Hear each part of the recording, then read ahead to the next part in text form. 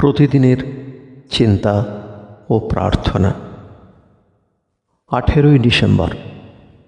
কখনো কখনো আমরা সেই উন্নত সঞ্জীবনী শক্তির সঙ্গে যোগ রাখিতে পারি না।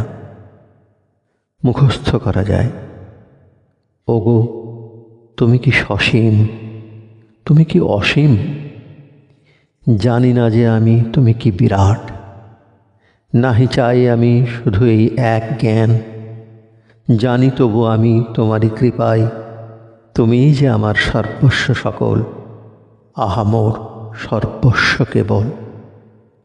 উপদেশ। আমরা যখন বুঝিতে পারি যে আমরা সেই শক্তিমান অখণ্ড সত্তার এক অংশ, তখন আমাদের সকল তুচ্ছ চিন্তাভাবনা দূর হইয়া যায়। তখন ভগবানের কাছে আত্মনিবেদন করি এবং আমরা তাঁর সঙ্গে এক হইয়া যাই। দৃঢ় বিশ্বাস, প্রাণবন্ত প্রেম এবং স্বচ্ছ প্রত্যয় তখন আমাদের মধ্যে জাগে। ভগবানই সর্বস্ব সকল এবং আমরা তাঁহার অংশ।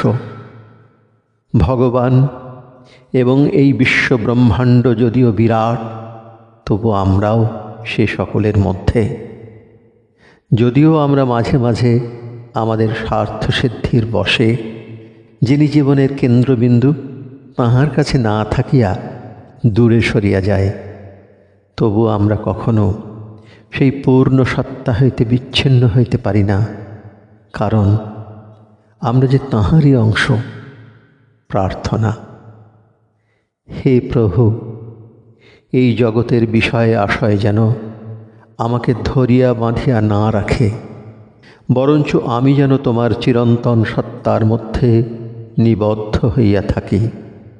তুমি অসীম দয়ার আধার, কৃপা করিয়া তুমি আমাকে নূতন জ্ঞান দান করো, আমার নূতন দৃষ্টি খুলিয়া দাও।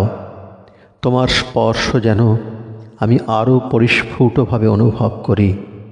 তুমি যে আমার জীবন ও শক্তির মূল উৎস, এ কথা যেন কখনো না ভুলি।